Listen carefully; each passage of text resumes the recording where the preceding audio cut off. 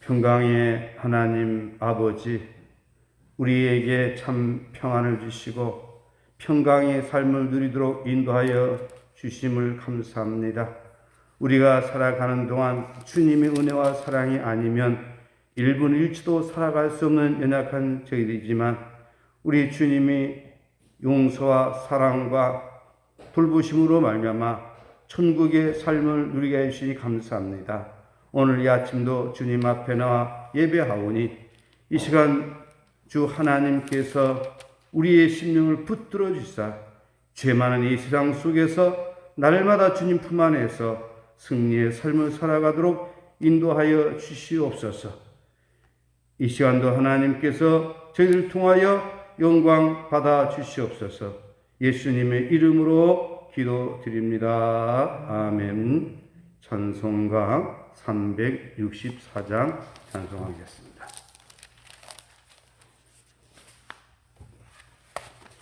찬송가 364장 찬송하겠습니다. 내 기도하는 그 시간 그때가 가장 즐겁다. 이 세상 근심 걱정에 얽매인 나를 부르사 내 진정 소원 주 앞에 난 낯이 바로 아래여 큰 불행 당해 슬플 때 나 위로하게 하시네. 내 기도하는 그 시간 내게는 가장 귀하다. 저 광야 같은 세상을 끝없이 방황하면서 위태한 길로 나아갈 때 주께서 나를 이끌어 그 보좌 앞에 나아가 은혜 부하게 하시네. 내 기도하는 그 시간 그때가 가장 즐겁다. 이때껏 지은 큰 죄로 내 마음 소임이 아파도 참마음으로 뉘우쳐 다 숨김없이 아뢰면 주 나를 위해 복 주사 새 은혜 부어 주시네. 내 기도하는 그 시간 그때가 가장 즐겁다. 주 세상에서 일찍이 저 요란한 곳 피하여 빈들에서 나 산에서 온 밤을 새워 지내사 주 예수 친히 기도로 큰 본을 보여 주셨네.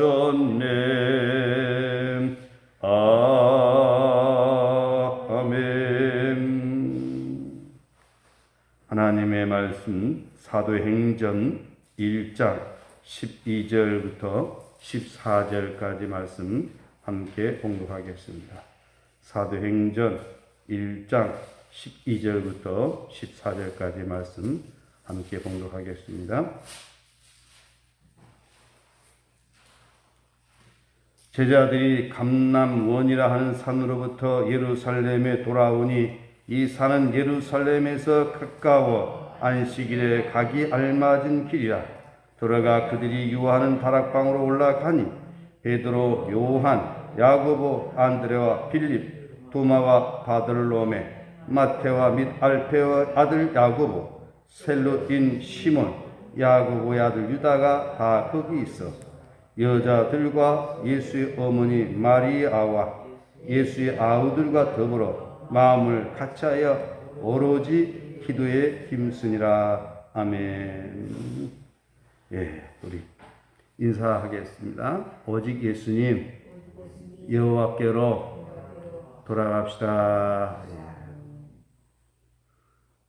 우리 부활의 신앙은 땅에 속한 삶이 아니라 하늘에 속한 사람으로서 영적인 삶을 살아가는 신앙입니다.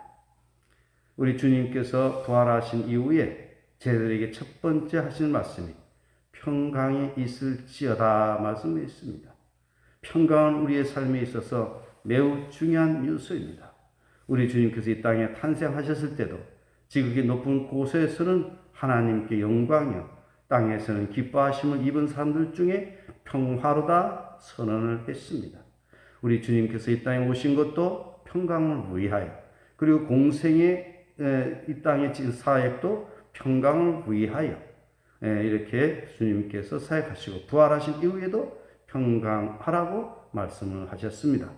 그런 거로 우리 신앙인들은 주님의 평강이 우리의 마음을 주장하게 해야 됩니다. 그리스도의 평강이 없으면 우리는 아무것도 할 수 없습니다. 항상 주님의 평강이 내 마음을 다스림으로 말미암아 내 마음 심령의 평강, 가정의 평강, 교회의 평강, 또 우리가 사는 이 나라가 평화로운 나라가 되도록 우리는 늘 힘써야 될 것입니다. 바로 그 평강의 비결은 주님이 다스림이 있어야 된다라고 하는 것입니다. 주님 품 안에 있을 때에야 비로소 평강이 있다라고 하는 것입니다. 아무리 내가 목사가 되고 교회 중직을 받았다 할지라도 주님의 평강이 나를 다스리게 하지 못하면 평안치가 않습니다. 그리고 두 번째는 우리가 평강의 삶을 누리기 위해서 또 우리에게 주어진 사명을 감당하기 위하여서 성령으로 세례를 받아야 된다라고 하는 것입니다. 예수님께서 하늘에 오르시기 전에 너희는 몇 날이 못되어 성령으로 세례를 받으리라. 예루살렘을 떠나지 말고 약속한 것을 기다리라 말씀을 했습니다. 그 약속대로 오순절이 이르러서 성령으로 세례를 제자들이 받게 되었습니다. 그 이후에 제자들의 삶의 태도는 180도로 완전히 변화가 일어났다라고 하는 것입니다. 오늘도 보면 오순절 이전의 모습의 성도들의 모습이 있고 오순절 이후의 성도들의 모습이 있습니다. 우리 자신을 돌아봐도 그냥 밋밋하게 신앙생활하는 사람이 있고 하나님의 성령이 나를 지배함으로 성령의 적신바가 되고 성령의 세례 가운데서 신앙생활하는 그런 모습이 있다라고 하는 것입니다. 확연히 달라집니다. 우리는 오순절 이전에 그런 모습이 아니라 오순절 이후에 성령이 내재함으로 성령의 충만함으로 성령의 열매를 맺으면서 신앙생활하는 그런 신앙인으로 변화가 일어나야 되는 것입니다. 그 다음에 세 번째는 그리스도의 증인된 삶을 살아가야 됩니다 라고 하는 것을 어저께 말씀을 드렸습니다. 예수님께서 말씀하셨습니다. 성령이 너에게 임하시면 너희가 뭘 받고 권능을 받고 예루살렘과 온 유대와 사마리 땅까지는 내 증인이 되라 말씀을 했습니다. 당시 제자들은 예루살렘이 이 나라가 회복될 때가 이때입니까? 예루살렘이 회복될 때가 이스라엘 나라가 회복되며 회복하심이 이때니까 라고 말씀을 했는데 예수님의 말씀은 바로 이 나라는 하나님의 소관이고 너희가 오직 성령이 너희에게 임하시면 권능을 받고 증인된 삶을 살아갈 것을 말씀을 했습니다. 그 이후에 예수님은 하늘에 오르셨고 하늘에 오르실 때에 함께 있던 사람들이 500여 성도가 되는데 500여 성도들 중에 4분의 1 정도 되는 120명이 성도들이 마가의 다락방에 모여 예수님께서 약속하신 바대로 성령 세례를 받기를 기다리면서 성령님을 사모하면서 기도하기를 시작했다라고 하는 것입니다. 여기 보면 기도에 힘썼다라고 말씀을 하고 있는데 오늘 부활 신앙은 기도하는 신앙입니다. 기도하지 않고는 우리의 신앙을 유지하기가 매우 어렵습니다. 기도는 뭐냐? 하나님과 나하고 영적인 교제입니다. 성령의 도우심과 예수 그리스도의 중보로 성부 하나님과 가는 영적 교제의 한 방편이다라고 하는 것입니다. 오늘 우리가 하나님과 교제 가운데 있으려고 하면 기도가 있어야 교제가 되는 것이지 기도가 없으면 my way로 가는 것입니다. 우리는 결코 내 마음대로 내 방식대로 살아서는 안 되는 것입니다. 날마다 매 순간순간마다 늘 기도하면서 하나님과 영적인 교제에 있어야 된다라고 하는 것이죠. 우리가 늘 말씀을 듣고 말씀을 묵상하고 말씀을 순종하는 삶도 기도 가운데 이루어져야 된다라고 하는 것입니다. 기도가 없는 그런 인생은 몸이 건조한 인생일 수밖에 없다라고 하는 것입니다. 오늘 저와 여러분 기도의 사람이 되어야 될 것입니다. 우리가 한번 성경을 한번 읽어보시겠습니다. 12절 한번 같이 보시겠습니다. 제자들이 감람원이라 하는 산으로부터 예루살렘에 돌아오니 이 산은 예루살렘에서 가까워 안식일에 거기 알맞은 길이라.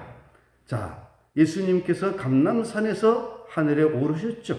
하늘에 오르실 때 많은 사람들이 예수님을 쳐다봤죠. 그랬더니 이제 하늘에서 소리가 있었습니다. 올라가실 때 쳐다보고 있는데 흰옷 입은 두 사람이 그들 곁에 서서 이르되 갈릴리 사람들아 어찌하여 서서 하늘을 쳐다보느냐. 너희 가운데서 하늘로 올려지신 이 예수는 하늘로 가심을 본 그대로 오시라. 이렇게 말씀을 하셨고 그 이후에 이들은 바로 안식일에 가기 알맞은 곳 가깝다라고 하는 것입니다. 예루살렘과 감람산은 가깝다라고 하는 것입니다. 이 감람산은 예수님께서 늘 기도하시던 곳이기도 합니다. 바로 그 가까운 곳이기 때문에 어디에 가서 예루살렘에 돌아와서 바로 기도를 하기 시작했다라고 하는 것입니다. 13절 말씀 다 같이 보시겠습니다. 들어가 그들이 유하는 다락방으로 올라가니 베드로, 요한, 야고보, 안드레와 빌립, 도마와 바둘로메, 마테와 및 알페의 아들 야고보, 셀롯인 시몬, 야고보의 아들 유다가 다 거기 있어. 남은 제자들이 함께 있었죠. 그리고 14절입니다. 다 같이 여자들과 예수의 어머니 마리아와 예수의 아우들과 더불어 마음을 같이하여 오로지 기도에 힘쓰니라.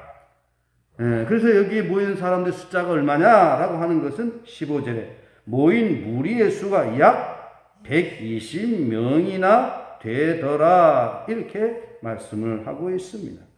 이렇게 이들이 모여 어떻게 되겠습니까?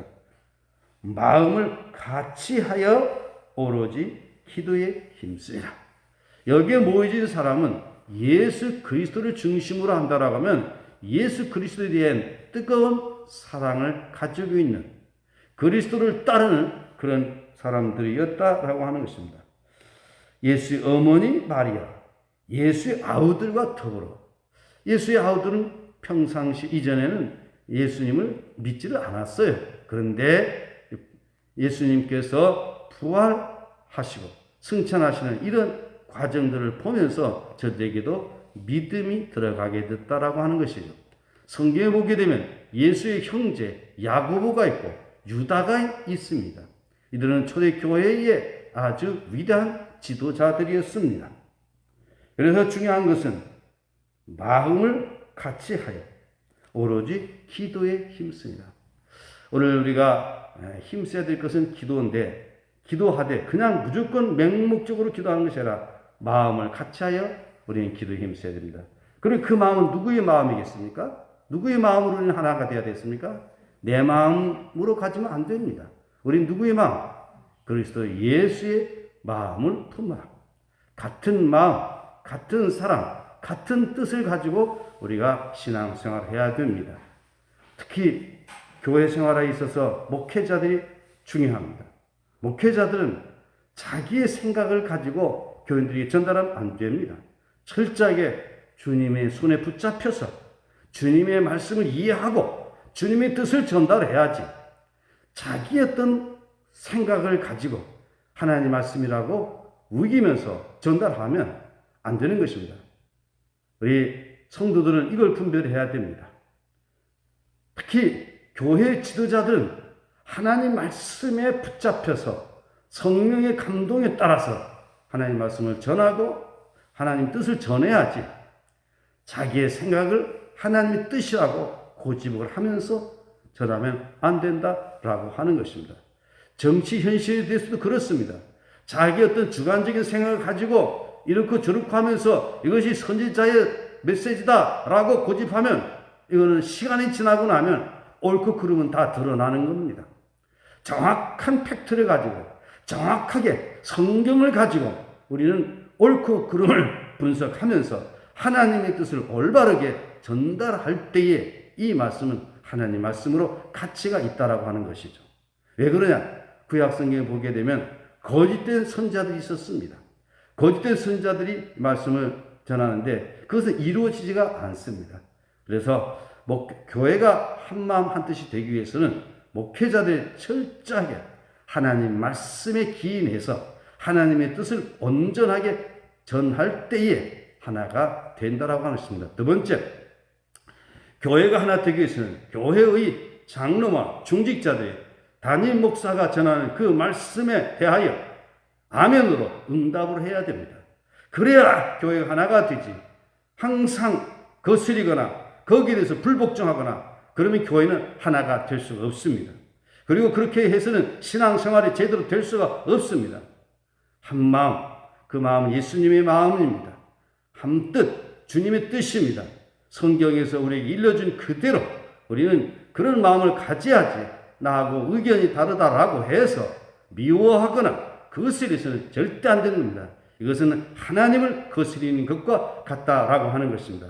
이렇게 가서는 첫째는 내 마음 평안치 못합니다. 신앙생활이 유익하지 못합니다. 교회 가는 것이 즐겁지가 않습니다. 이것은 사탄에게 오는 것임을 알아야 됩니다.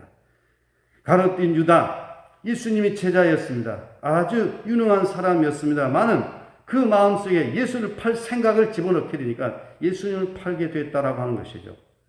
또한 예수님께서는 베드로에게도 사탄아 물러가라 말씀을 했습니다. 이것은 뭘 말하냐? 우리 마음이 때로는 사탄의 지배를 받을 수 있다라고 하는 것이죠.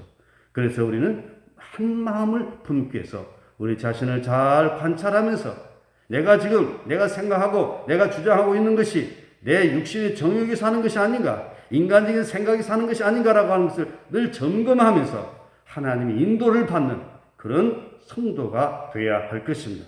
그렇게 될 때 우리 교회는 한 마음으로 가게 되는 것입니다. 그리고 한 마음, 어떻게 한 마음 풉니까? 서로를 사랑하는 마음을 가지고 있어야 됩니다. 거짓된 사랑은 편견된 그런 상황을 만들게 된다라고 하는 것입니다. 사랑은 진리와 함께 기뻐하고 사랑은 불의를 기뻐하지 아니한다고 했습니다. 그래서 우리 모두가 예수님의 사랑, 하나님의 사랑으로 우리가 무장이 될 때에 우리는 한 마음 한뜻이 되는 것입니다. 한 마음을 품고 기도를 해야지 다른 마음을 가지면 안 되는 것입니다. 한 마음, 같은 마음, 한 마음. 다시 성경으로 돌아가겠습니다. 마음을 같이 하여 오로지 기도에 힘쓰라. 오로지는 뭡니까?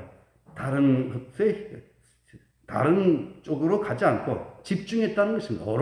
오직입니다. 오직 기도에 힘쓰더라. 지금 우리 교회의 현주소를 한번 보십시다. 우리 교회가 지금 기도에 힘쓰고 있다라고 여겨집니까? 우리 교회의 중직자들이 기도에 힘쓰고 있다라고 보여집니까? 이것은 성경 말씀에서 우리에게 주시는 말씀입니다. 오늘 우리는 기도에 힘쓰는 사람이 되어야 됩니다. 오늘 적어도 교회 중직자들이라고 하면 새벽마다 주님 앞에 나와 함께 기도에 힘써야 되는 겁니다. 전혀 기도에 힘쓰고 있지 못하고 있습니다. 물론 가정에서 개인적으로 기도하는 거 인정합니다. 초대교회를 보면 날마다 성전에 모여 기도에 힘썼습니다. 모이기를 힘썼습니다.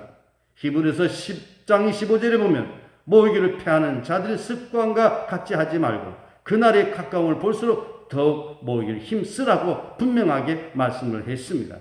왜 그랬을까요? 사람들은요, 바빠지고 모여지기 어려운 상황이 늘 있게 되는 것입니다. 그렇기 때문에 우리는 모이기를 힘써야 모여진다라고 하는 것이죠. 여러분 참 오늘 아침에 잘 오셨어요. 여러분들처럼 우리 모든 성도님들이 이렇게 모여 기도하기를 힘쓴다라고 하면 교회는 부흥이 일어납니다. 교회는 성령의 공동체가 되어집니다. 어찌 기도하지 않냐고, 어찌 모여지지 않고 교회의 부흥을 바라겠습니까? 이것은 잘못된 겁니다. 우리가 힘이 붙여서 내가 모이려고 해도 모이지 못하는 상황이 놓일 수 있습니다.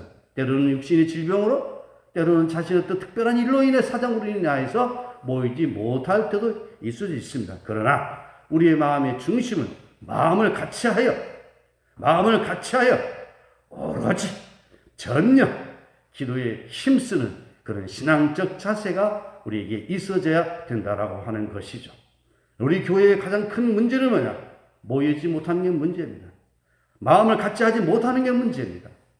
우리 마음들이 각기 이렇게 분열되어 있으면 안 되는 것입니다. 제가 여러분들에게 말씀을 드리는 것 잘 이해하시기 바랍니다. 더불어 마음을 같이 하여 오로지 기도에 힘쓰니라. 이렇게 기도할 때에 어떻게 됐습니까? 오순절 날에 이르러서 뭐가 힘이 있다고 했습니까? 성령에 강림하게 됐죠. 예수님께서 약속하신 그대로 요엘 선지자가 요엘 선지자를 통해서 약속한 말씀 그대로 이루어지게 된 것입니다. 오늘도 기도하는 교회들이 있습니다. 기도하는 교회, 기도하는 성도는 살아납니다. 우리 주님께서도 시험에 들지 않게 깨어있어 기도하라 말씀을 했고 또 여기서는 그 말씀 분부 그대로 전혀 오로지 기도에 힘쓰고 있다. 이렇게 말씀을 하고 있습니다. 오늘 저와 여러분 남은 생에 기도하는 생애가 되십시다. 늘 기도하면서, 늘 찬송하면서, 늘 순종하면서, 늘 감사하면서 하나님의 뜻에 합당한 신앙의 삶을 살아가십시다. 지금 대한민국이 매우 위중한 가운데 있습니다.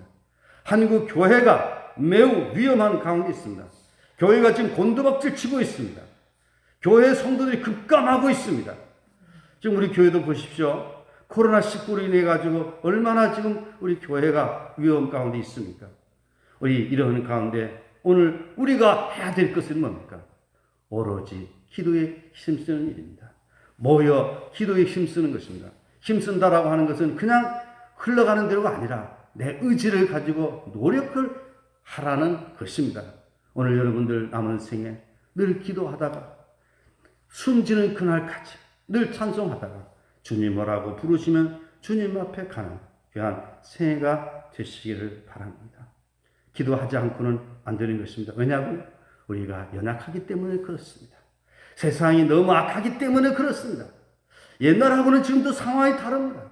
우리 날마다 매 순간순간마다 기도하고 또 모여서 기도하고 기도에 힘쓰는 가운데 우리 영혼이 살아 움직이는 영혼이 살아 숨쉬는 그런 건강한 부활 신앙을 유지하면서 능력 있는 참된 그리스도인으로 살아갈 수 있기를 예수님의 이름으로 축복합니다.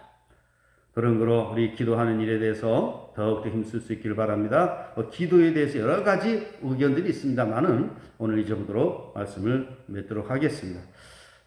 어떻게 해서 기도했다고 했습니까? 마음을 같이 어디에 모여서 예루살렘 마가의 다락방에 모여서 개인적으로 할 수 있지만 모여서 기도했다는 것입니다. 그래서 우리 교회도 오늘 신존 교회 모여 기도에 힘쓰는 그런 성도들, 그런 중직자들이 되어야 될 것입니다. 앞으로 우리 교회가 공동회의를 하려고 이렇게 준비를 하고 있는데 이렇게 기도하지 않고 어떻게 교회 중직자들이 될 수가 있겠습니까? 교회에 모여서 기도하고 그런 가운데 마음을 준비하고서 그렇게 해야지. 어떻게 기도하지 않고 우리가 이런 공동회의를 앞으로 할 수가 있겠습니까? 참 안타깝습니다. 우리 마음이 하나님께 하나가 되어야 될 줄 믿습니다. 기도하겠습니다. 하나님 아버지 감사합니다. 우리가 이 세상 살아가는 동안에 주님께서 우리에게 분부하신 그 말씀 그대로 기도하는 저희들 되게 하여 주시기를 원합니다.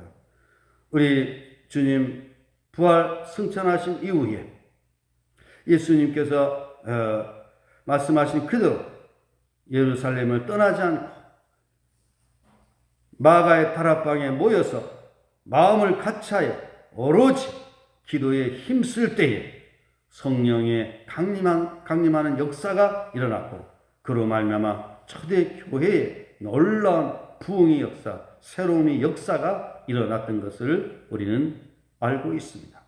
하나님 아버지, 주님의 분부하신 말씀대로 깨어있어 기도하는 저희들 되게 하여 주시옵소서. 오늘 성경 말씀 그대로 마음을 같이하여 기도에 힘쓰는 우리 신촌 교회가 되게 하여 주시기를 원합니다. 기도는 성령의 도우심과 예수 그리스도의 중보로 하나님 아버지와 갖는 영적 교제 한 방편이라고 하였습니다. 우리 모두 기도의 사람들 되게 하여 주시옵소서.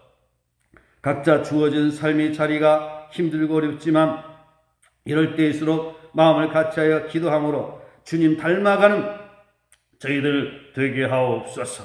한국 교회가 매우 위중한 가운데 있습니다. 이러한 가운데 있는 한국 교회가 다시금 부흥이 되게 하여 주시고 회복되게 하여 주시옵소서. 이 아침도 새벽 미명 주님 앞에 나와 간절히 기도하는 저희들의 간구의 기도를 들으시고 응답하옵소서.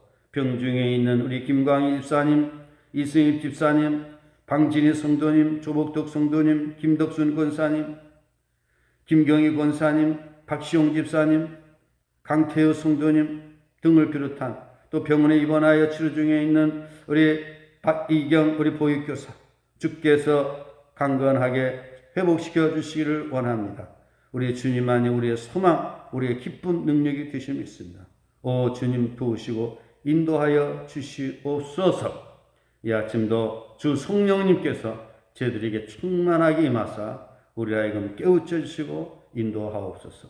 예수님의 이름으로 기도드리옵나이다. 아멘. 하늘에 계신 우리 아버지, 아버지 이름을 거룩하게 하시며 아버지 나라가 오게 하시며 아버지 뜻이 하늘에서와 같이 땅에서도 이루어지게 하소서. 오늘 우리에게 일용할 양식을 주시고 우리가 우리에게 잘못한 사람을 용서해 준 것 같이 우리의 죄를 용서해 주시고 우리를 시험에 빠지지 않게 하시고 악에서 구하소서.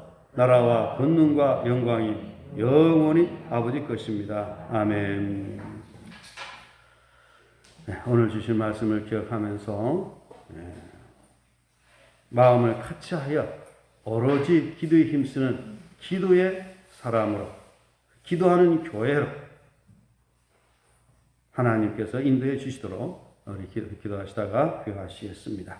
우리 다 같이 주여 세 번 부르짖고 통성으로 기도하시겠습니다. 주여 주여 주여. 하나님 아버지 감사합니다. 우리에게 주어진 삶을 통하여서 하나님 아버지께 영광 돌리면서 거룩한 삶을 살아가는 저희들 되어지게 도와주시기를 원합니다. 우리는 연약하여 늘 넘어지기 쉽습니다. 아버지 하나님 도와주시옵소서.